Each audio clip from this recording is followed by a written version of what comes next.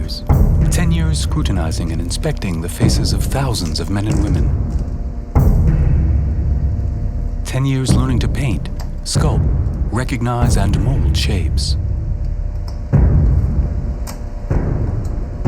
10 years following footprints, looking for traces. 10 years dreaming of perfect skulls and new discoveries.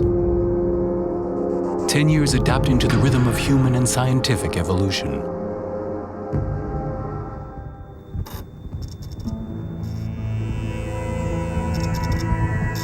She is known and renowned for the spirit and emotion she brings to spectators when they find themselves for just a few seconds or minutes in an intimate face-to-face confrontation with their ancestors. For 10 years, she has opened wide the doors of her Belleville workshop to lightweight, discreet cameras that follow and observe her closely. Exceptional work that she has stored in her memory for herself and now for others. Elisabeth Daynès, prehistoric sculptor, invites us to join in this encounter.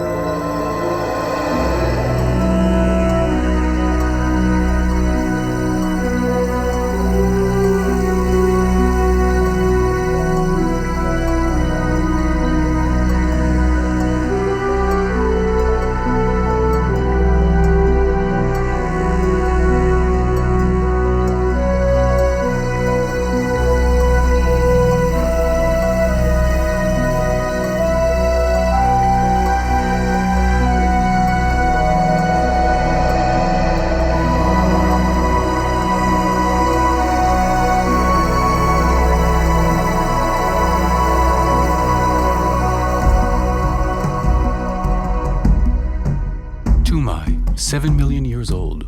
Auroran, 6 million years old. Step by step, the history of our origins has been constructed. Walking, becoming biped, climbing trees to escape the carnivorous predators. Groups of vulnerable Australopithecines never left their African birthplace. It was Homo habilis, Homo agaster, and the descendants Homo erectus that had the privilege of being the first explorers of the New World. They embarked upon a long voyage of migration to the other continents, a migration that lasted 2 million years. They battled constantly with the elements of an environment disrupted by natural catastrophes and frequent climatic shocks. The human resisted. Nature obliged humans to adapt, to evolve over several thousand years. Genetic mutations, occasionally brutal, helped accelerate the apparition of different human types, a possible explanation for the simultaneous emergence of Neanderthals and Homo sapiens. The populating of the 5 continents was completed at least 50,000 years ago.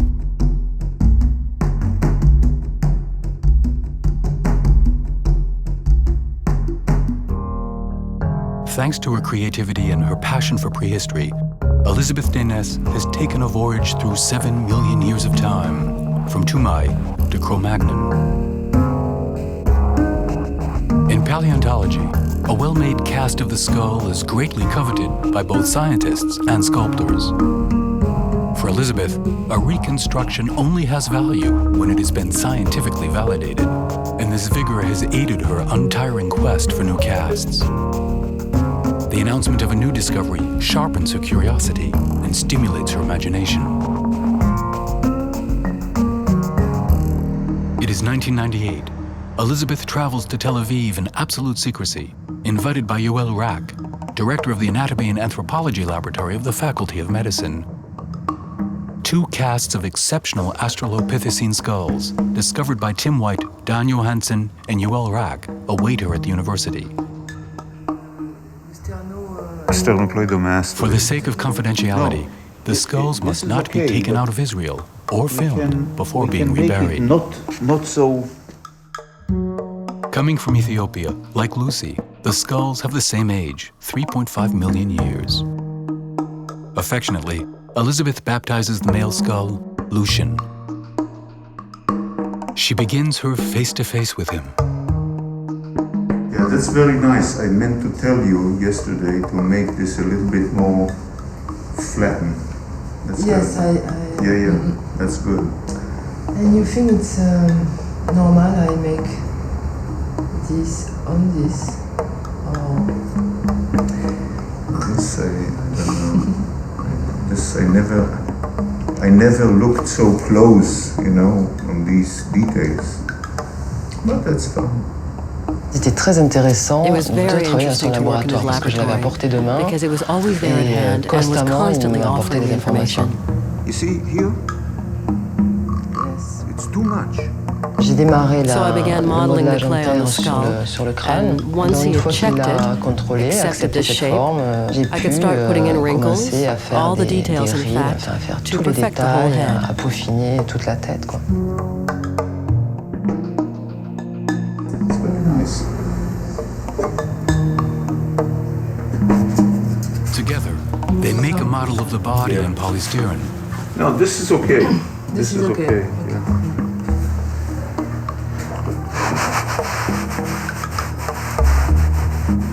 Elisabeth takes measurements. The neck must fit perfectly into the top of the bust. This side. Yes. Much better. The wider it is, the better it works. But it works like human. Like human. Yeah, but I think even human is going like this. We don't see it. Yes. We are moving this and this. Okay? Lucy has wider, so she was walking more like this. Yeah? Eurélios offers some final pieces of advice to Elisabeth Daynès.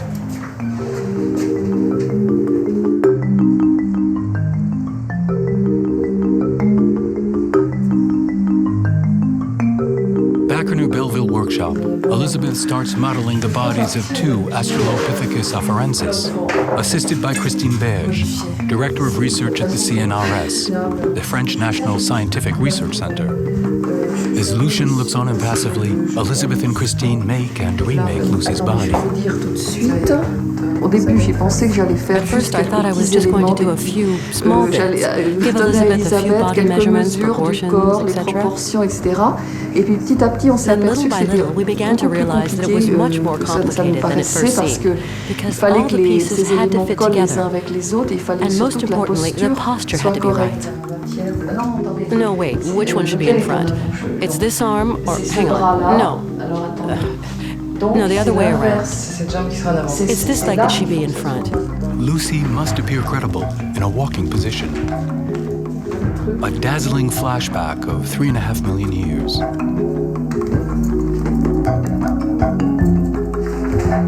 Christine Berge, who was so skeptical about the importance of reconstructions, now gets a glimpse of the possibilities offered by visualizing, touching the forms, moving from theory to practice. Christine removes the casts from the tubs and once again takes their measurements.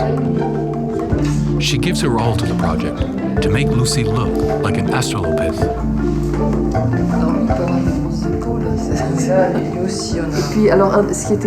And then what was quite complicated was that there are parts of the body I know really well, and others, the foot for example, I have colleagues who work on the foot, and we had to see whether it was compatible with the theories and ideas of the paleontologists. In fact, Lucy had a rotation gait, and yet, you see, something the chimpanzee doesn't have, the ability to put the knees together, like this, in adduction. Because the angle of our femur allows it. Because they walk like this. No, on their hands. What about their feet? They have a divergence of toe, and they often put their arms like this. Right, so they put their weight there. But you know they have narrow thighs here, but in the chimpanzee the thighs are wide because the pelvis is not at all the same shape, so the two legs are parallel. It has feet like this. First of all, it walks on the outer border of the foot, and then it puts its hands like this, and it has a torso a bit like I am in this moment. The sculptor's intuitions complement the scientist's knowledge of anatomy.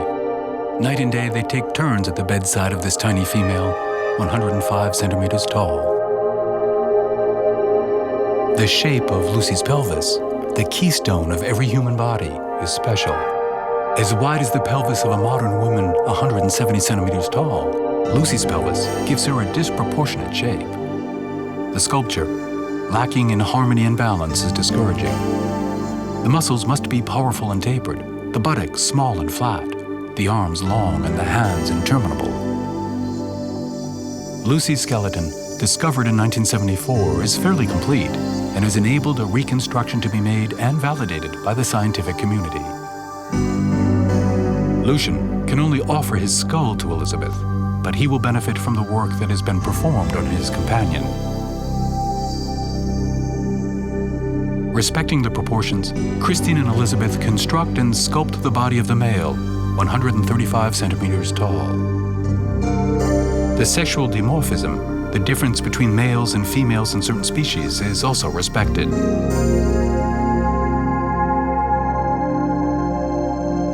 For Lucy's breast, a fossil gives no information. There were several alternatives. We could give her flat, wrinkled breasts you find in certain female chimpanzees. I opted for well-developed pectorals, with breasts that are not very big, but not withered.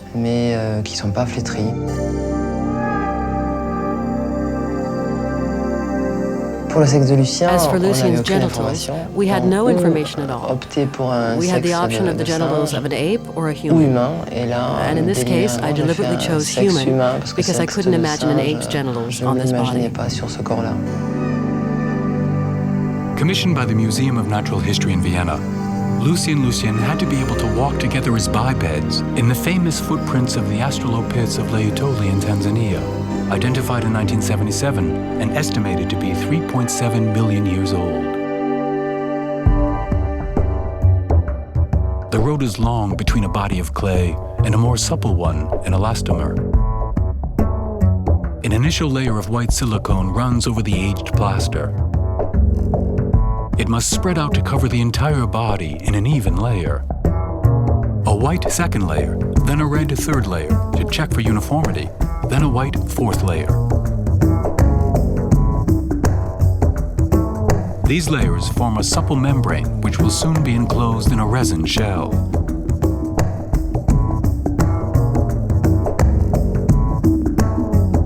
Two days for a bust, and 5 days of work of almost surgical precision for a whole body. Each step is given the time it requires, until at last the magic moment of unmolding arrives.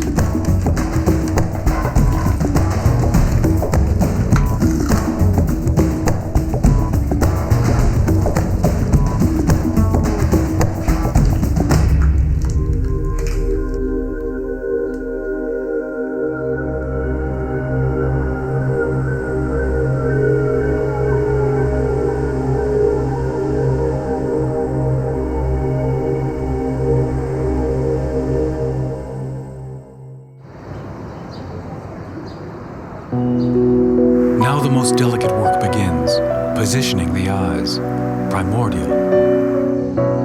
Even the slightest squint must be avoided. As with humans, the eyes are all important.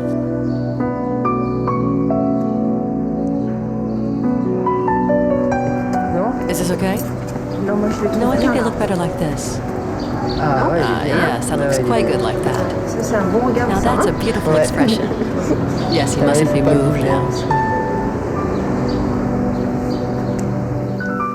Elisabeth covers the silicone face with a layer of paint which will give it its final coloring. A pigment mixture whose recipe is a closely guarded secret.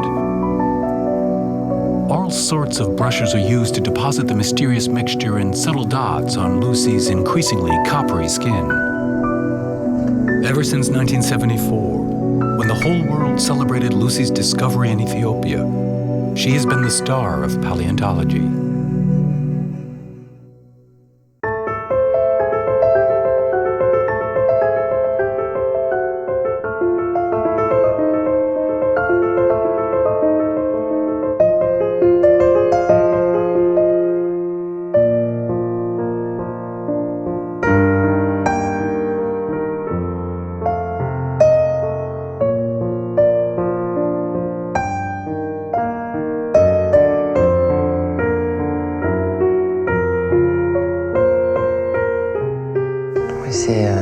vraie histoire. It's true.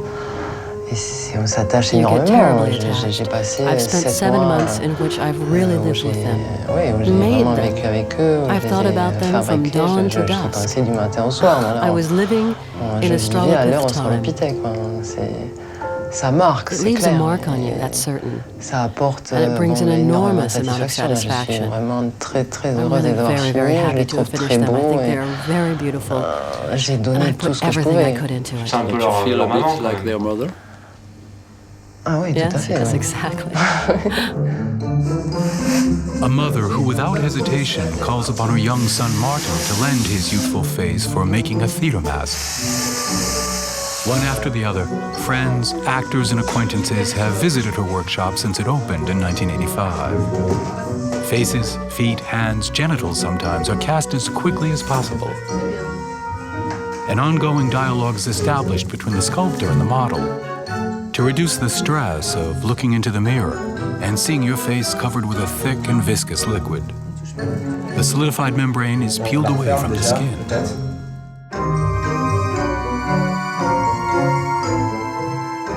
J'ai envoyé un I CV sent au my resume théâtre to the National national de la Salamander Salamandre, Theatre, en hoping they espérant would qu'ils recruit allaient some young recruter people for their de jeunes creative team. équipes pour la création.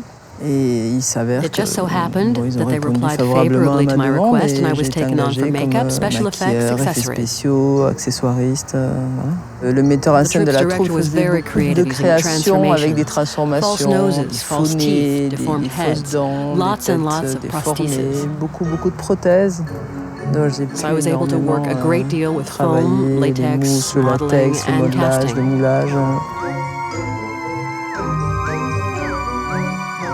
As in the theater, the Belleville workshop has a special decor and atmosphere. It's an artist's lair, a den full of strong odors. In an organized collection of bric-a-brac, Elisabeth stores earthenware clay, dyes, hair, skin, and hundreds of tools, whose presence is reassuring. Behind the scenes, all sorts of body parts and accessories are made, which will eventually join the head molds in the magic corridor. Anonymous plaster faces are lined up next to Lambert Wilson, Philippe Noiret, and Nick Nolte. They rub shoulders with fantastic and disturbing creatures that have sprung from the fantasies of cinema and theater folk. They simultaneously tell us the life story of a sculptor and the history of our own origins. After the Australopiths, Homo habilis, Homo ergaster, and Homo erectus invade the workshop. Homo habilis, handyman, 1.8 million years old, is represented by a young Kenyan female. She has an exceptional dentition. Elisabeth entrusts the job of copying the fossil teeth to a dental prosthesist. And that there, is that your clay? Here we are, the little habilis. Elle going to be viewed from below. Non, mais c'est pour ça. No, but that's why we have to recreate the whole block, but try to make it symmetrical with the other side since it exists. Yes, and so there is a mark, a shadow. In just a few days, he molds and reconstructs the entire jaw, mandible and gums.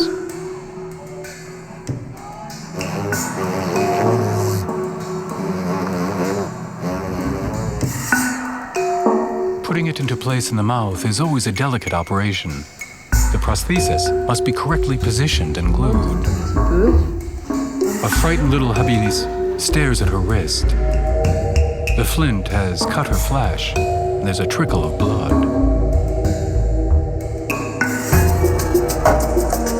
Homo ergaster, Turcanoboy, 1.5 million years old. This was a major discovery made by Kamoyo Kameu, a Kenyan guide and renowned hunter of human fossils.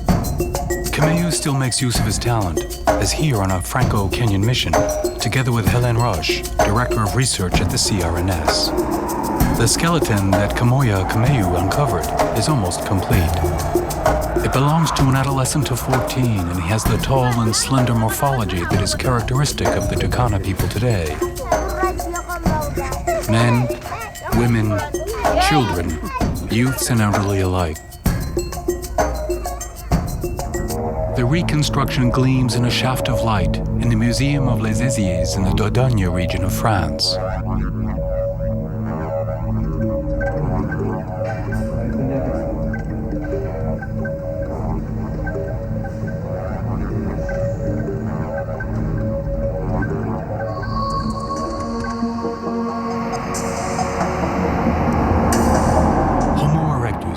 Peking man, 500,000 years old, more commonly known as Zucudian man, after the name of the place close to the Chinese capital where he was discovered in the 1920s.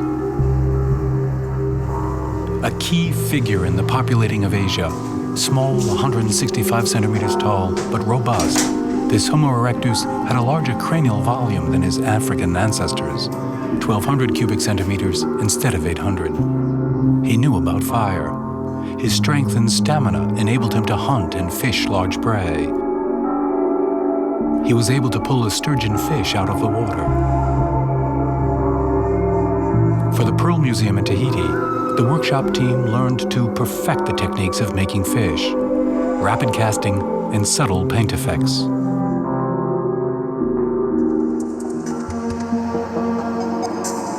Homo erectus, or Homo georgicus, 1.7 million years old.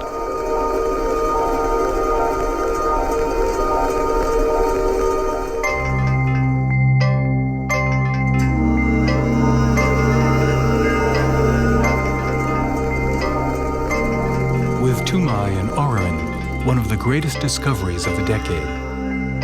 A prehistoric couple with a touch of glamour that made the cover of Science magazine.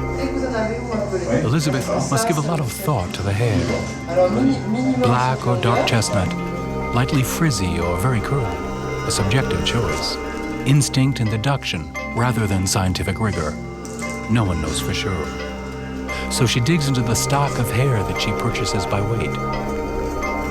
Most frequently, the hair comes from India.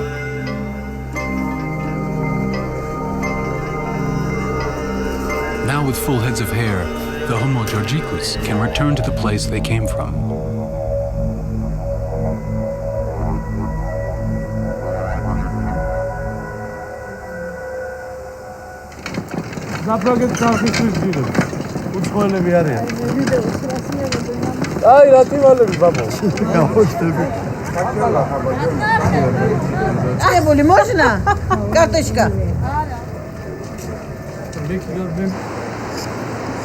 The former Russian province and now independent Georgia occupies an important place in prehistory books. Oh la la. David Lokipanidze, the director of the State Museum in Tbilisi, also conducts research projects which since 1991 have uncovered 4 fossils in very good condition. They have upset the state of knowledge about human migration. Tu as changé la vision de préhistoire ici. You've changed the view of prehistory. In Georgia, the couple is well known now. They're stars. It's true. It's very important for museums to be able to communicate with the public. Yes, it's an aid for discussion. Yes, absolutely. The exceptional discovery was made in Damanisi, among the 10 most important paleontological discoveries of the 20th century. The first remnants appeared in 1991 through the discoveries by paleontologists and anthropologists of a complete jaw with a full set of teeth, 16 teeth.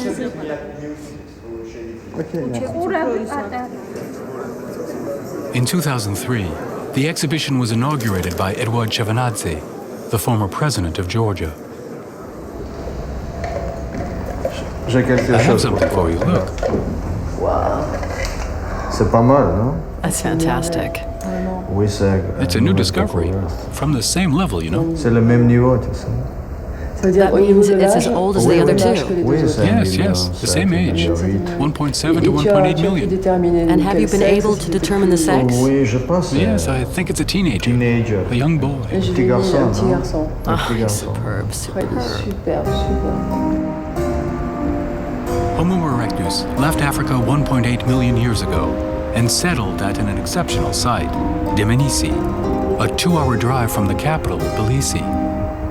The remains of a medieval village hide the site of the paleontological excavations, the richest in the world in terms of human fossils over 1 million years old.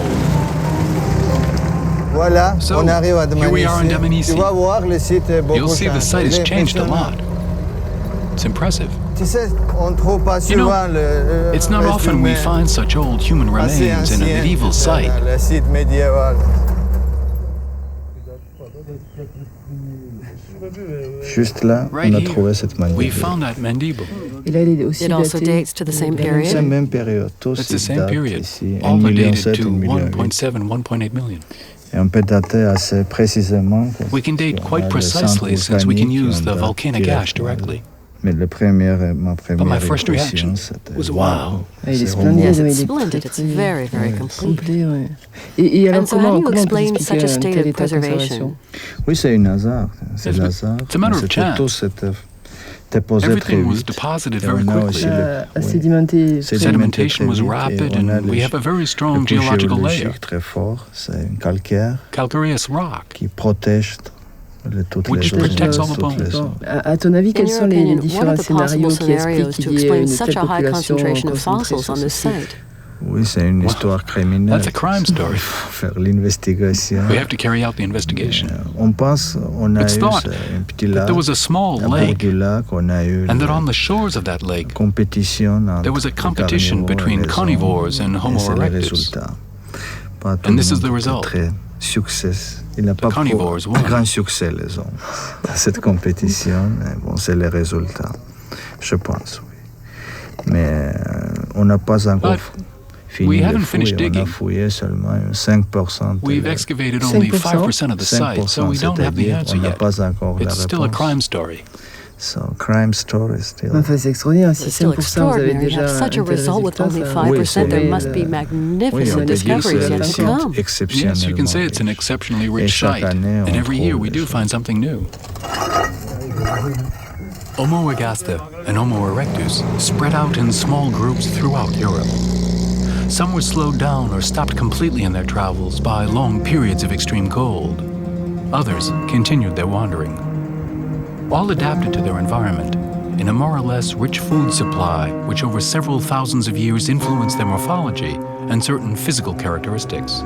Depending on the country, Germany or Spain, they are known as Homo heidelbergensis or Homo antecessor. The common denominator, the Neanderthals, were their descendants. Stocky and robust, capable of resisting harsh climates, the Neanderthals traveled through vast territories as far as Gibraltar, where they disappeared. This is the family that the sculptress knows best. Neanderthal man, women and children created in Belleville form a tribe of 15 or so individuals spread throughout the world in various museums. More than any other, the massive and complex skull of the Neanderthal demands a detailed examination. Before undertaking a new reconstruction, Elisabeth calls upon Jean-Noël Vignal, PhD in anthropology at the IRCGN, Criminal Research Institute of the National Gendarmerie. Vignal is the author of a thesis on the Neanderthal and another on paleopathology, the study of ancient diseases. His work takes him to the scenes of crime, of catastrophes, natural or otherwise, and he participates in the identification of victims.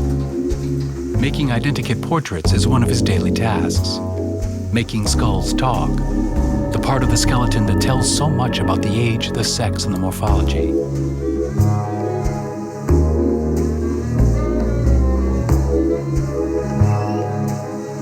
Jean-Noël.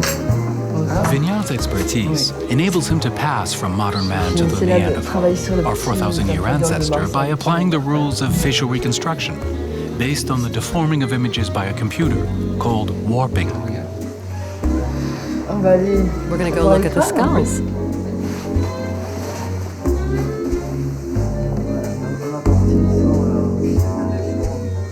The cranial architecture of Homo erectus, or Australopithecus, is so different that the same methods cannot be used.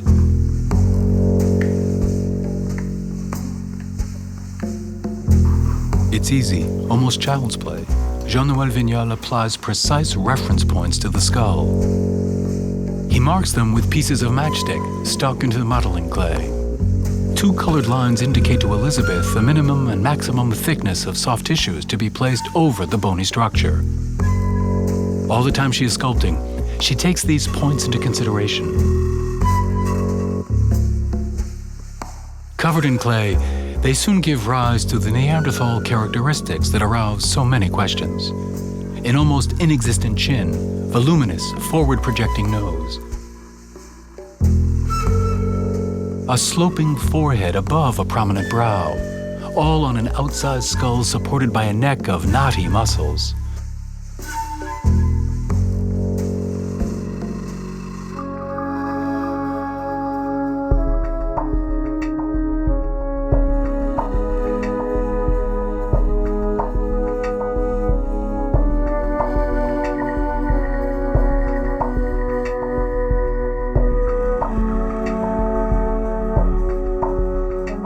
The face of Pierrette de Saint-César, the new heroine of a small village in the Charente region, carries all these features, not always particularly aesthetic.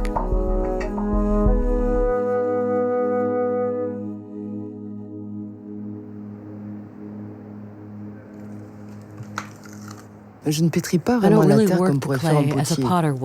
Je l'applique avec minutie, par moments je vais lisser avec les deux mains et de l'eau. C'est doux, c'est très sensuel. En permanence, je dois arroser la terre pour qu'elle ne fissure pas, pour éviter toute craquelure. J'utilise une terre de faïence très fine qui a un joli ton de gris chaud et qui met très bien en évidence les reliefs du visage.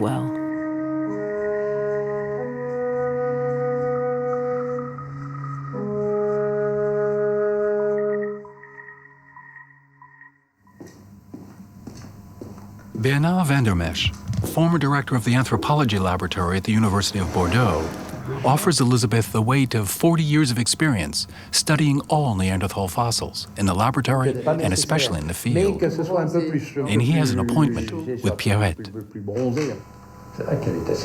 That's true. She's extremely lifelike. Il est bien évident que parce que c'est un peu nous-mêmes, it's quite clear that since it's a little bit of ourselves, the resulting reconstruction is obviously a function of the ideas of the moment.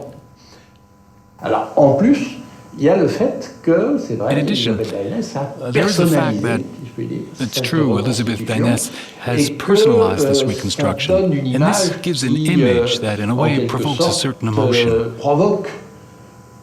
Because you tell yourself that these people who were living, this young woman who lived here 35,000 years ago, perhaps she really did look just like that.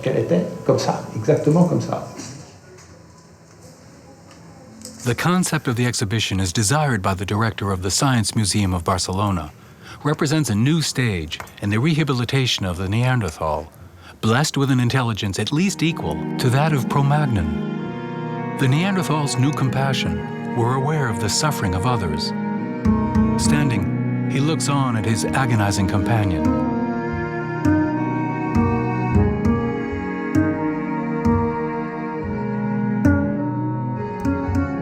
Il y a toujours eu de latent une passion pour l'anatomie du corps. Et à un moment donné, je sais pas, vers 10 ans, j'avais envie d'être chirurgien. Chirurgien, pourquoi? C'était pas nécessairement pour sauver des vies, c'était de la curiosité, c'est une envie d'ouvrir et de voir qu'est-ce qui se passait, comment c'était organisé. C'était vraiment fouiller. Dire, bon, je vais ouvrir, qu'est-ce qui se passe à l'intérieur? On va voir.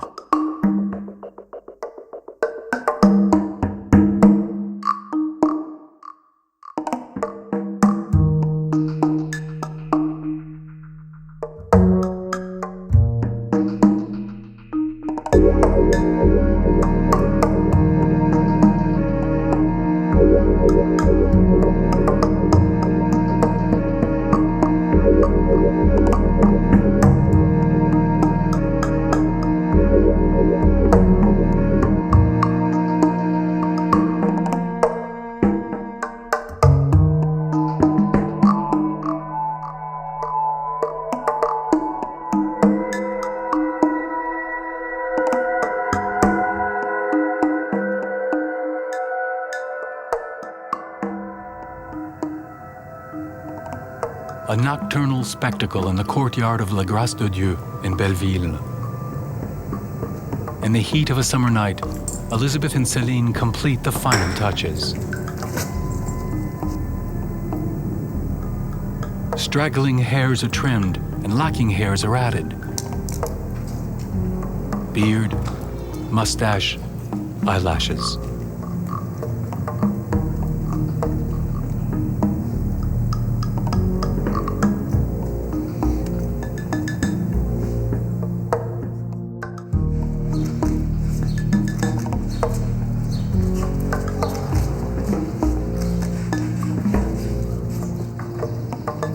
The carrier will be punctual.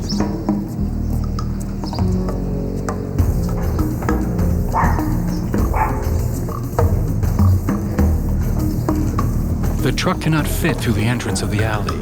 Habilis and Neanderthals must wait to board in the streets.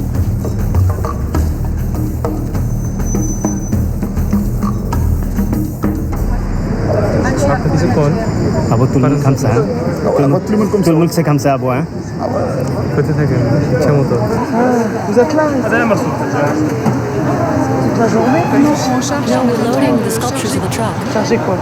Les sculptures dans le camion. Mais c'est pas. But it's not real, you see. Are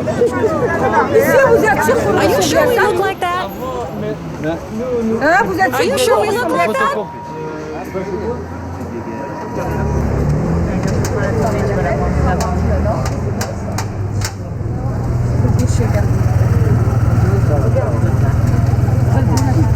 Destination, Barcelona.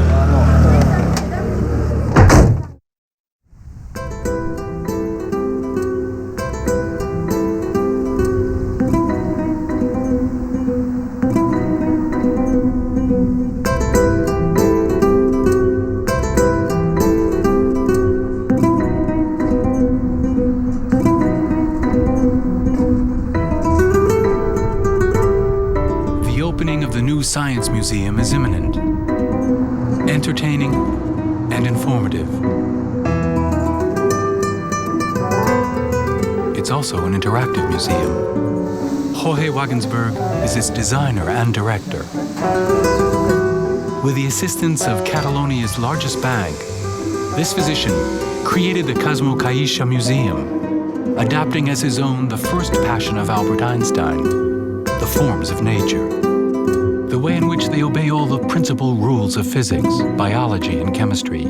He exhibits them in an aesthetic and educational fashion. In each exhibit, there is a corresponding simple and effective scientific manipulation that anyone is capable of carrying out. Exhibiting Elisabeth's work was an audacious challenge.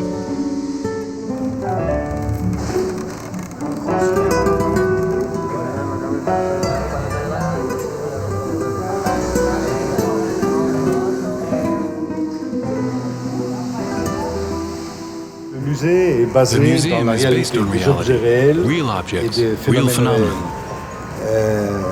And at a time when everything is simulated on computers, etc. The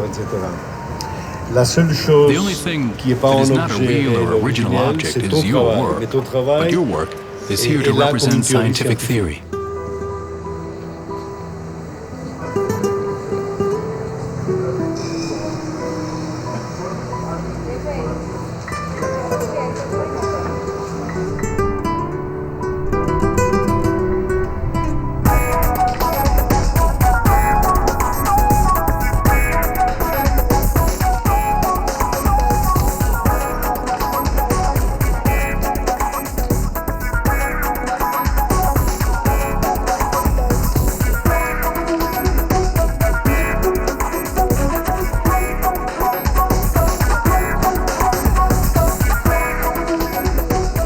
Maintes fois, lors d'expositions, j'ai entendu des adultes et des enfants me dire mais c'est un Néandertal, mais c'est comme ça, mais on pensait vraiment que c'était un monstre rempli de poids, une bête hideuse. Il y a encore dans la pensée des gens cette image-là.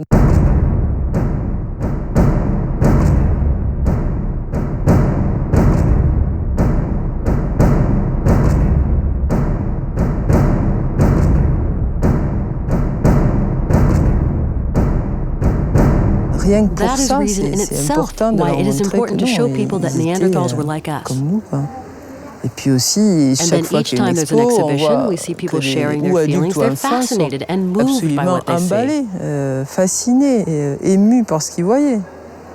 Which proves donc that it's important to make these reconstructions. C'est important de They les would faire. not Ils feel the n'auraient pas same eu la when même looking at a émotion devant un skeleton. squelette, quoi.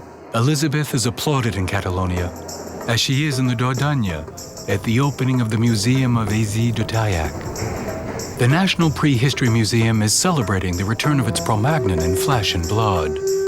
The skeleton was discovered in 1874, revealing the existence of a modern human that differed from the Neanderthal, whose disappearance he most certainly provoked 27,000 years ago.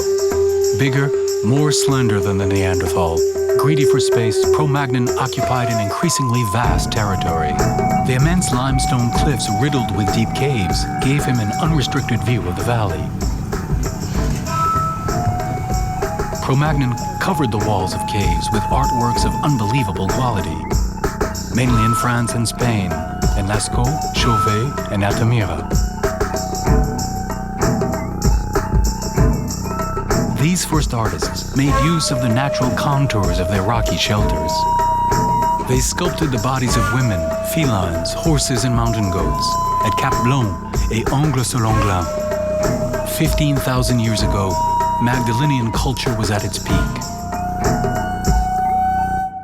Celle-là qu'on avait brûlée, peut-être qu'on peut utiliser des pots. Ah, ça serait bien. That would be Parce que regarde, good. moi, ce que j'ai, c'est Because look, beaucoup. what I have here, Enfin, ça, it's too c'est un bright. côté beaucoup trop It looks too modern. éclatant, trop moderne. Not much is known about what men and women of prehistory wore. Plant fibers, reindeer or rabbit skins, disappear without trace. In these circumstances, science must use deduction and logic.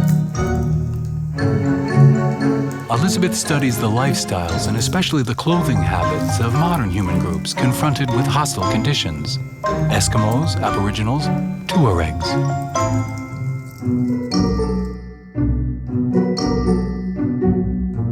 From Cro-Magnon, around 35,000 years ago, to the Magdalenians around 12,000 years ago, clothing takes full advantage of the discovery of colored pigments, decorative shells, and fine tools for sewing.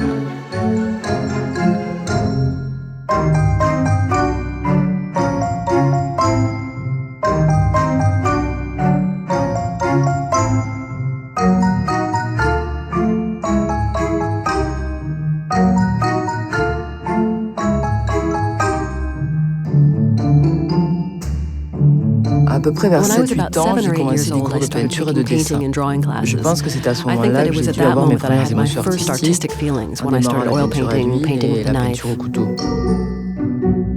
Je dessinais I un peu de sketched just tout, about des objets dans la everything, maison, household des natures objects, still mortes, lives, trees, des arbres, des landscapes, paysages. flowers. C'était It was my déjà une passion passion. dévorante. I Je voulais wanted to be a vraiment être painter. peintre.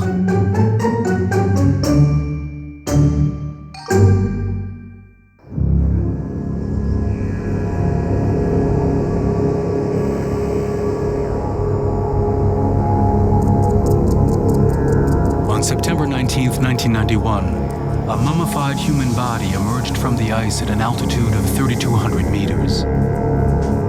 The melting of the Similone Glacier in the Italian Alps exposed a 46-year-old bearded and tattooed Homo sapien to the light. How did he die? From cold, exhaustion, wounds inflicted by a wolf or by other armed men? Thanks to the hatchet found at his side, he can be situated on the time scale at 5,000 years ago, in the middle of the Neolithic period. Every possible scientific analysis has been carried out on this mummy, providing precious information about the way of life in the region. Otzi, as he is known, is a sort of prehistoric guinea pig that has been examined from head to toe. We even know what he ate for his last meal: cereals, stag, and ibex. The reconstructed mummy is a prisoner in fake ice made of blue-green polyester resin.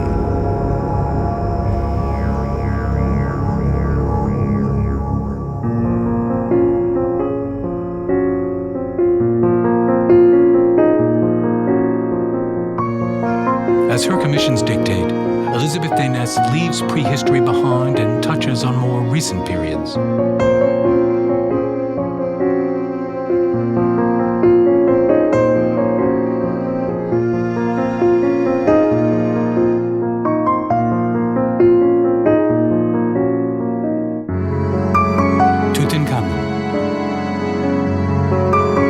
The sailor of La Pérouse.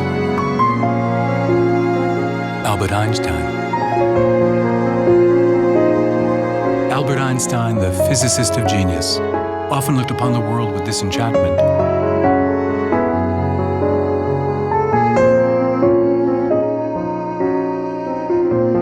He hardly ever spoke about the origins of humanity. Paleontology was stumbling, and Lucy lay still in the sands of Afar in Ethiopia. An improbable confrontation between two central figures in the history of humanity that only Elisabeth is capable of uniting in the same place. A link between the past and the future.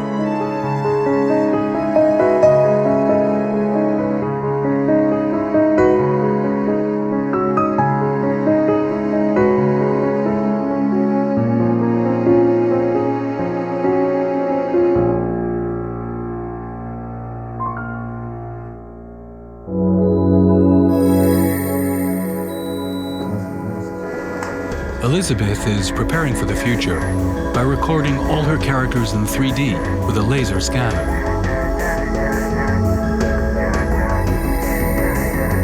Creating a collection of characters on a reduced scale is no longer a utopia.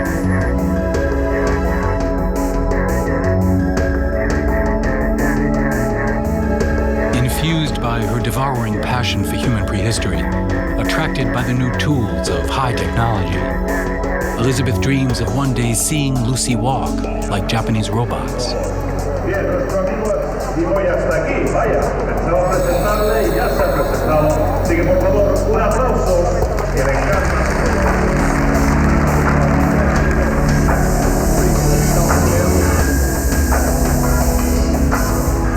J'ai été absolument attirée par le début des films de science-fiction, d'effets spéciaux, toutes ces métamorphoses de visage, toutes ces nouvelles techniques de moulage et de matériaux souples. At the same time, she's learning to use virtual sculpture, an artistic application of the surgical technique of the future. Elisabeth Daynès likes to imagine what the human being will be like in 2500. She ends here her long voyage of 7 million years, waiting for new discoveries. Technological revolution and human evolution go hand in hand. Will science engender new hybrids, half human, half robot? Will more intelligent, infinitely reproducible robots take over from humans, who, surpassed by their own creations, will finally disappear?